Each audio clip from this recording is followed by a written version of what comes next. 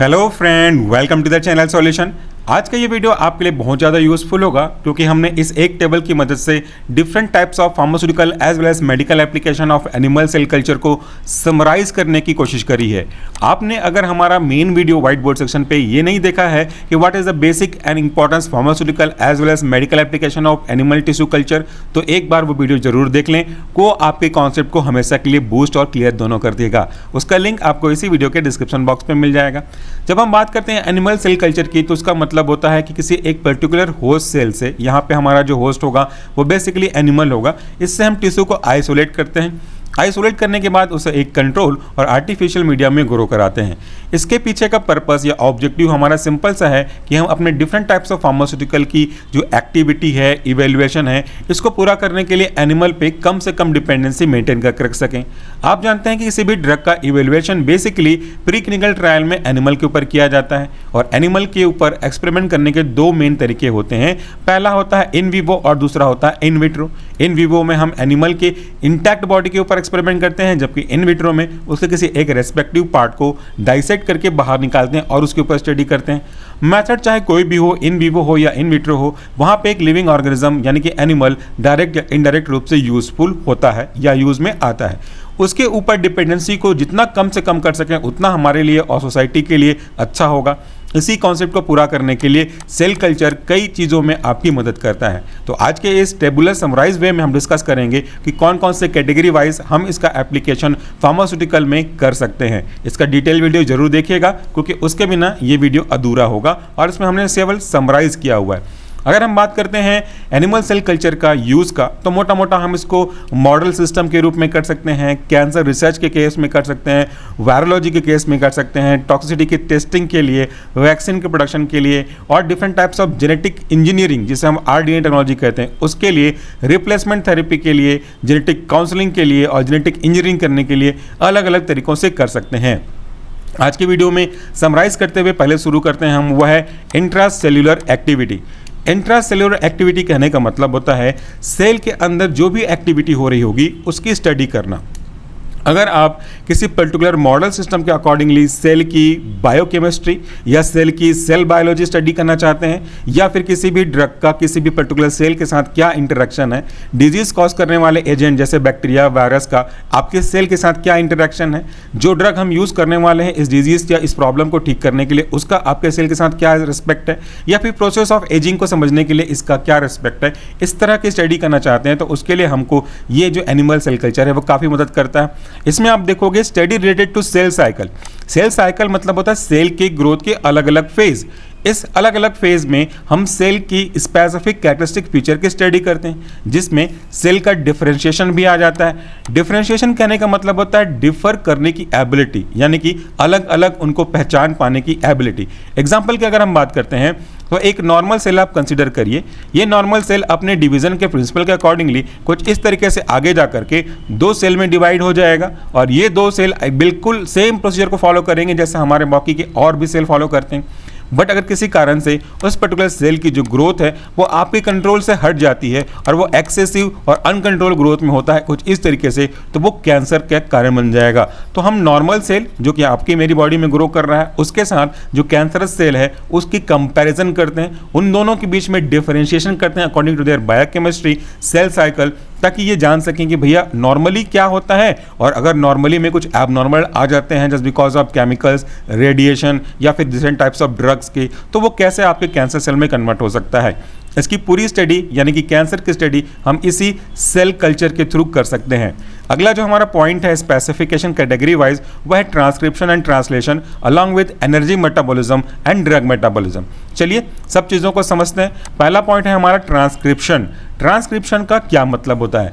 Transcription basically protein synthesis का एक step है जहां पे हमारा बॉडी या हमारा पर्टिकुलर सेल कह लीजिए एक स्पेसिफिक तरीके के कोड का निर्माण करता है और इस कोड को एज अ मैसेज यूज करते हैं ताकि इसके अकॉर्डिंगली, नीड के अकॉर्डिंगली बोलना ज़्यादा अच्छा रहेगा, हमारे लिए प्रोटीन सिंथेसिस हो सके। एग्जाम्पल के तरीके से आप इसे अगर पढ़ेंगे तो कुछ इस तरीके से आप पढ़ेंगे, आपके लिए ये ABCD ही है, लेकिन अगर मैं इसे कुछ ऐसे लिखूं कि इसका जो मतलब है वो आपके लिए ईजीली समझ में आ जाना डिफिकल्ट हो जाए। आप देख रहे हैं जो पहला चीज़ है उसी को मैंने एक अलग फॉर्म में लिखा हुआ है, तो ये एक कोड का रूप दे देना है। मतलब आप किसी भी मैसेज को एक ऐसे कोड में कन्वर्ट कर दो जिसको केवल वही व्यक्ति समझ पाए जिसके पास इसको डिकोड करने की कैपेबिलिटी इनफ हो। तो ये जो प्रोसेस है प्रोटीन सिंथेसिस का ट्रांसक्रिप्शन कहलाता है। और इसी कोड को जो कि आपने बनाया था, मतलब आपके सेल ने बनाया था, इस कोड को डिकोड करके इसे यूजलेस से यूजफुल बनाने वाला जो प्रोसेस है यही कहलाता है हमारा ट्रांसलेशन। ट्रांसलेशन का शाब्दिक अर्थ भी तो यही होता है, इसको कन्वर्ट करना। जैसे इंग्लिश का हिंदी में ट्रांसलेट करना, इंग्लिश का किसी और रीजनल लैंग्वेज में ट्रांसलेट करना, यही चीज़ मेन होता है। और यही हमारा प्रोटीन सिंथेसिस के दो बेसिक स्टेप हैं, ट्रांसक्रिप्शन एंड ट्रांसलेशन। इसके बाद आप देखिए कि एनर्जी मेटाबॉलिज्म की स्टडी भी हम आपके इसी सेल कल्चर के थ्रू से कर सकते हैं, उसकी मदद से कर सकते हैं। एनर्जी मेटाबॉलिज्म कहने का मतलब है हमारा cell different types of ATPs को यूज़ करके कैसे इनके मेटाबॉलिज्म के लिए रिस्पॉन्सिबल होते हैं, और हम जो फूड कंज्यूम करते हैं इसको एनर्जी के रूप में लिबरेट करते हैं, ताकि इसी एनर्जी का यूज़ हमारी बॉडी का जो सेल है और उस सेल का जो पावर हाउस है माइटोकॉन्ड्रिया वो यूज़ कर सकते हैं। इसकी स्टडी करते हैं। नेक्स्ट जो हमारा पैरामीटर है अंडर द इंट्रासेलुलर एक्टिविटी वो है ड्रग मेटाबॉलिज्म। ड्रग मेटाबॉलिज्म कहने का मतलब होता है conversion of drug molecule from one form to the other form, one inactive form to the active form, और one active form to the unactive form, और polar to non polar, non polar to polar. अलग अलग consequence होते हैं metabolism के। सो जब कभी भी हम कोई ड्रग लेते हैं, मतलब मेडिसिन लेते हैं, तो हमारी बॉडी में जाने के बाद उसका ADME होता है। आप ये सब चीज़ों को पढ़ पाओगे आने वाले सेमेस्टर में फार्माकोलॉजी 1 के अंदर। तो वहाँ पे ADME में M स्टैंड फॉर मेटाबॉलिज्म, जो कि हमारे बॉडी के लिए काफ़ी यूजफुल है। तो उस ड्रग का उस सेल में कौन से सेलुलर एंजाइम की मदद से मेटाबॉलिज्म होता है, कन्वर्जन होता है, उसकी स्टडी हम करना चाहेंगे। तो उसके लिए हम एनिमल सेल कल्चर के ऊपर डिपेंड हो सकते हैं काफ़ी हद तक। अगला जो हमारा कैटेगरी है वह है आपका इंट्रासेलुलर फ्लक्स। इसके अलावा भी जो कैटेगरी है वो वीडियो में मैंने एक्सप्लेन किया हुआ है। इसमें देखते हैं इंट्रासेलुलर फ्लक्स के अंतर्गत, तो इसमें इन्वॉल्व होता है स्टडी, और इसमें हम किसकी स्टडी करते हैं? This study involve the hormonal receptor, metabolite, signal transduction, membrane trafficking, इन सब के बारे में हम स्टडी करते हैं। तो चलिए हर एक वर्ड का मतलब समझ लेते हैं। इसमें हार्मोनल रिसेप्टर क्या होते हैं? Hormonal receptor that's basically a receptor made for hormonal activity. हमारी बॉडी में अलग अलग तरह के हार्मोन्स होते हैं। हर एक हार्मोन का अपना अपना एक रेगुलेटरी मैकेनिज्म होता है, और उनका अपना अपना एक रिस्पॉन्सिबिलिटी होता है टास्क के फॉर्म में। सो जब कभी भी रिसेप्टर अपने उस रेस्पेक्टिव हार्मोन्स को ऑक्यूपाई करने की जगह देता है तो उसका जो बायोलॉजिकल एक्शन है वो पूरा हो पाता है। जैसे जो आपका थायराइड हार्मोन है वो अपने रेस्पेक्टिव साइट पे जाके बाइंड होगा तो उसकी एक्टिविटी दिखेगी। जैसे इंसुलिन अपने इंसुलिन रिसेप्टर पे जाके बाइंड होगा तो इंसुलिन का जो बायोलॉजिकल एक्टिविटी है वो हमको देखने को मिलेगी। तो यहाँ पे हम इंट्रासेलुलर फ्लक्स के रूप में इस हार्मोनल रिसेप्टर की स्टडी को पूरा करते हैं। मेटाबोलाइट के बारे में भी स्टडी करते हैं। जो ड्रग मेटाबॉलिज्म होता है और मेटाबॉलिज्म होने के बाद जो बनता है वो उसे मेटाबोलाइट कहते हैं। यानी कि एक प्रकार से कह लीजिए जब ड्रग मेटाबॉलिज्म को कंप्लीट प्रोसेस फॉलो कर लेता है उसके बाद जो बन करके आता है हमारे लिए वो हमारा मेटाबोलाइट है। इट में भी आइदर एक्टिव, इट में भी इनएक्टिव, डिपेंड्स करता है कि कौन सीक्वेंस को फॉलो कर रहा है। सो ये इसकी स्टडी, मेटाबोलाइट की स्टडी भी हम इसी के अंदर करते हैं। सिग्नल ट्रांसडक्शन का मतलब क्या होता है? हर एक सेल अपने नियर बाई सेल को किसी तरीके से कांटेक्ट करना चाहता है ताकि वो सिग्नल का एक दूसरे के साथ प्रोपागेशन कर सके। इसी सिग्नल ट्रांसडक्शन को किस तरीके से वो सिग्नल को कन्वे कर रहे हैं, किस तरीके से आपस में सिग्नलिंग मॉलिक्यूल या सेल सिग्नलिंग जिसे हम कहते हैं वो पूरा कर रहे हैं, उसकी स्टडी हम सेल कल्चर से कर सकते हैं without depending upon the real cell of the animal intact organism. इसके अलावा हम मेम्ब्रेन ट्रैफिकिंग के बारे में भी पढ़ते हैं। What is the meaning of membrane trafficking? मैंने आपको स्मॉल लेटर पे ब्रैकेट में एक्सप्लेन भी किया हुआ है। Membrane trafficking is the process by which protein and other macromolecules are distributed throughout the cell and released to or internalize from the extracellular space। Basically trafficking मतलब होता है membrane को घेरने का प्रोसेस जिसमें हम प्रोटीन और other macromolecule को यूज करते हैं सेल के चारों तरफ। मैक्रोमोलिक्यूल्स में इसमें बड़े मॉलिक्यूल आते हैं इंक्लूडिंग रिसेप्टर्स। तो इनका यूज हम सेल के मेम्ब्रेन के चारों तरफ उनकी स्टडी और उनके होने वाले इफेक्ट, साइड इफेक्ट, कॉन्सिक्वेंस को स्टडी करने के लिए यूज करते हैं। नेक्स्ट हमारा जो कैटेगरी है with help of summary of animal cell culture वह cell to cell interaction. What is the meaning of cell to cell interaction?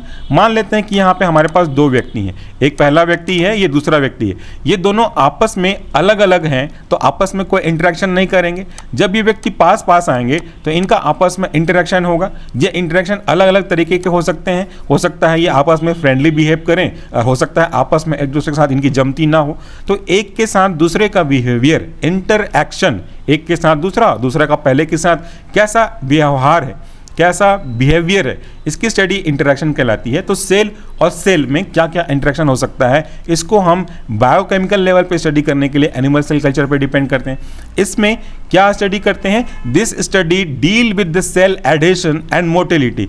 Cell का एडेशन जो हमने ऑलरेडी डिस्कस किया व्हाइट बोर्ड सेक्शन पे कि कैसे वो बैठेगा अपने सरफेस पे ग्रोथ को पूरा करने के लिए, दैट मीन्स ग्रोथ के लिए किसी सरफेस पे एडहर होने की प्रोबेबिलिटी इस सेल एडेशन कहलाता है।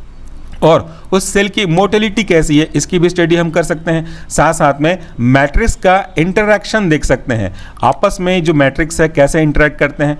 मॉर्फोजेनेसिस कैसी हो रही है? मॉर्फोजेनेसिस मीन्स इनके morphology, what is the structural, इनकी स्टडी, इनके बनने के प्रोसेस कॉल्ड मॉर्फोजेनेसिस। और साथ साथ हम बात करते हैं paracrine control. Paracrine control is nothing but a nature of endocrine regulation. हमारी बॉडी में अलग अलग तरह के एंडोक्राइन हार्मोन्स काम करते हैं, जिसमें आपकी growth hormone, metabolic hormone, sexual hormone, अलग अलग तरह के हार्मोन्स होते हैं। इन सारे हार्मोन का रेगुलेशन भी तो कहीं ना कहीं होता होगा।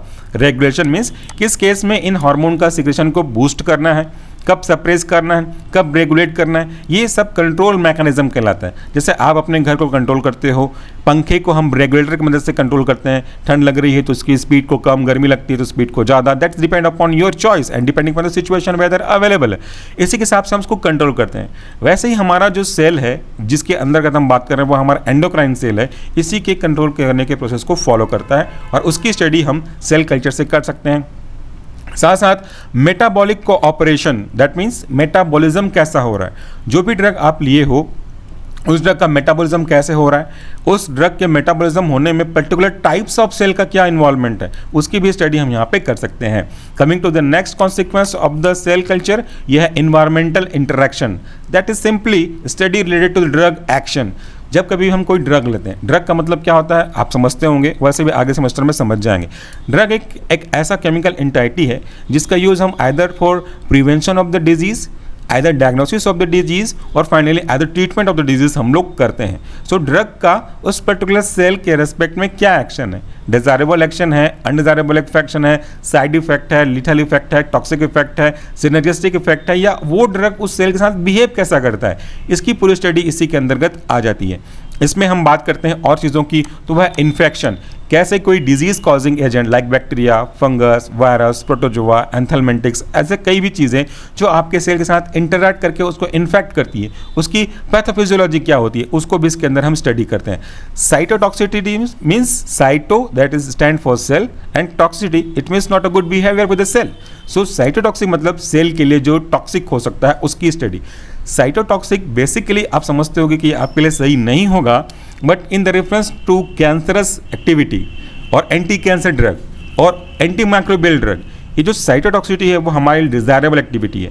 हम यहाँ पे सेलेक्टेड तरीके से कैंसर सेल को किल करने की कोशिश करते हैं या माइक्रो ऑर्गेनिज्म के उस पर्टिकुलर सेल को किल करने की कोशिश करते हैं जो किसी हेल्दी वॉलंटियर के अंदर ग्रो कर रहा होता है। तो उसका यानी कि उस साइटोटॉक्सिक ड्रग का आपके सेल के साथ कैसा इंटरेक्शन है, कैसे उसको किल करता है, उसकी स्टडी हम करते हैं। Mutagenesis means ability to cause mutation. Mutation का मतलब आप समझते हैं जहाँ पे हमारे जो जेनेटिक सीक्वेंस है इसमें सडन चेंज आ जाते हैं, ऑल ऑफ द सडन जिसको हम लोग बोल सकते हैं। इसके ऊपर भी डिटेल वीडियो ऑलरेडी चैनल पे अवेलेबल है, सो आप सर्च कर सकते हैं mutation, mutagenesis by solution pharmacy, you will get it very easily. इसके साथ साथ कार्सिनोजेनेसिस, मेटाजेनेसिस देखा था, सॉरी म्यूटाजेनेसिस देखा था ना आपने, वही जेनेसिस का मतलब है उसको इन्वॉल्व करना, उसकी जेनेसिस करना, उसको स्टार्ट करना, लेकिन किसको, जिसके पहले लगा है वह कार्सिनो दैट मीन्स कैंसर। सो हम अपने ड्रग का एक्शन चेक करते हैं सेल पे या इन्वायरमेंट का स्टडी करते हैं उस पर्टिकुलर सेल पे कि क्या वो कैंसर कॉज कर सकता है। सपोज कोई केमिकल है तो ये केमिकल क्या सेल पे कैंसर कॉज कर सकता है, ये कोई पर्टिकुलर ड्रग है तो ये क्या कोई कैंसर कॉज कर सकता है। So what ever the circumstances is with respect to the cell along with the environmental condition, उसकी स्टडी हम पूरी तरह से यहीं पे करते हैं। नेक्स्ट है हमारा जेनेटिक्स। जेनेटिक्स एक ब्रॉड स्पेक्ट्रम है, मतलब इसके अंदर बहुत डिटेल से जाएंगे तब हमको समझ में आ जाएगा कि जेनेटिक बेसिकली होता क्या है। सो हम जेनेटिक के बारे में अगर बात कर रहे हैं तो किस में इन्वॉल्व होगा स्टडी इसकी? बेसिक स्टडी इन्वॉल्व होगी जेनेटिक एनालिसिस पे कि भैया जीन कैसा है, इस जीन के सीक्वेंस कैसे हैं, इस जीन के सीक्वेंस में किसी तरह के एबनॉर्मेलिटी है क्या, और क्या उसके कारण से कोई एबनॉर्मेलिटी और आगे कॉज हो सकती है फ्यूचर में, क्योंकि जेनेटिक्स में जो कि हेरिडिटी कैरेक्टरिस्टिक है आगे जा सकता है, उस पर कोई प्रॉब्लम आ सकती है क्या, उसका एनालिसिस करना, उनका एक प्रकार से बोल लीजिए कि एक प्रकार से स्टडी करना, हम उसको एनालिसिस बोल सकते हैं या फिर इंटरप्रिटेशन बोल सकते हैं, उसकी स्टडी हम लोग करते हैं जेनेटिक के रेस्पेक्ट में। ट्रांसफेक्शन के प्रोसेस के बारे में भी समझते हैं। Now this is also important word और मैंने ब्रैकेट में इसको समझाया भी है। What is transfection? आपका ट्रांसफेक्शन का मतलब क्या है? It is a process of artificially introducing nucleic acid either DNA और RNA into cell utilizing mean other than the viral infection. मतलब हम सेल पे आर्टिफिशियल तरीके से, स्पेसिफिक तरीके से न्यूक्लिक एसिड को इंट्रोड्यूस करते हैं ताकि इसकी स्टडी की जा सके, इसका क्या असर पड़ सकता है इन विद डिफरेंट रिस्पेक्ट, जो भी आपका ऑब्जेक्टिव होगा उसके रिस्पेक्ट में क्या क्या होगा। That's called transfection. ट्रांस का मतलब समझ में आ ही रहा होगा आपको। ट्रांसफेक्शन के साथ साथ ट्रांसफॉर्मेशन हम पढ़ेंगे, that means conversion of cell into alternative और excessive uncontrol growth, that is cancerous cell, इसकी स्टडी भी हम इसमें इन्वॉल्व करते हैं। फिर आपका है इमोर्टलाइजेशन, मतलब उसको इमोबल कर देना, मतलब एक प्रकार से ऐसे सिचुएशन पे लेके आ जाना कि उसकी डेथ और लाइफ का कोई मैटर ही ना रहे, इसी के हिसाब से हम उसके बारे में स्टडी करते हैं। नेक्स्ट है हमारा सेल प्रोडक्ट। पर्टिकुलरली हम किस प्रोडक्ट के ऊपर जा सकते हैं, तो ये वाइड रेंज है। इसके अंतर्गत आप देखोगे different product like polio vaccine, measles vaccine, rabies का वैक्सीन, मलेरिया वैक्सीन, इंटरफेरॉन जो कि आपके एंटीवायरल ड्रग के रूप में काफ़ी ज़्यादा यूज़ होता है, अल्फा बीटा गामा। इसके अंतर्गत आपका प्लाज्मिनोजन एक्टिवेटर फैक्टर आएगा, जो ब्लड क्लॉटिंग फैक्टर आएंगे वो आएंगे, हार्मोन्स आएंगे, बेसिकली ग्रोथ हार्मोन आएगा जो कि ग्रोथ रिटार्डेशन को पूरा करने में, ठीक करने में मदद करता है। मोनोक्लोनल एंटीबॉडीज़ में आ जाएंगे तो आपके एक स्पेसिफिक तरीके के एंटीबॉडी को डेवलप करना जो कि आपकी बॉडी के डिफेंसिव मैकेनिज्म को बूस्ट करने में काम करेगा, एंटीबॉडीज डेवलप करेगा, और भी कई सारे प्रोडक्ट हैं जिसके अंतर्गत हम इसको देख सकते हैं। ये तो सिर्फ बेसिक चीज़ें हैं। मैंने व्हाइट बोर्ड सेक्शन पे और डिटेल अपलोड किया है जिसके अंदर आप देखोगे तो वायरोलॉजी की स्टडी करते हैं, कैंसर की स्टडी करते हैं, टॉक्सिसिटी की स्टडी करते हैं कि कौन सा ड्रग हमारे किस सेल को टॉक्सिसिटी इफेक्ट करेगा। नए ड्रग जो इस्टेब्लिश हुए हैं, नए जो कॉस्मेटिक बनने वाले हैं, नए जो केमिकल्स मार्केट में आए, उसका आपके सेल पे क्या असर है, क्या उसकी प्रॉब्लम को ठीक करते हैं, ग्रोथ को रिटार्ड करते हैं, कैंसर कॉज करते हैं या फिर कोई टॉक्सिसिटी कॉज करते हैं। इन सब के ऊपर हम कैसे कैसे स्टडी करते हैं ये हम पढ़ते हैं सेल कल्चर के एप्लीकेशन के ऊपर में। मैंने काफ़ी डिटेल से समझाने की कोशिश करी है ताकि एक ही वीडियो में आपके सारे कॉन्सेप्ट पूरा हो जाएं। फिर भी मैं आपसे बस एक ही रिक्वेस्ट करूंगा कि आप एक बार डिस्क्रिप्शन बॉक्स में दिए गए लिंक को क्लिक करके इसी टॉपिक के व्हाइट बोर्ड सेक्शन वाले टॉपिक को जरूर देखें, वहाँ पे डिटेल एक्सप्लेनेशन आपको मिल जाएगा। तो thank you so much for watching this video. नमस्कार, टेक केयर।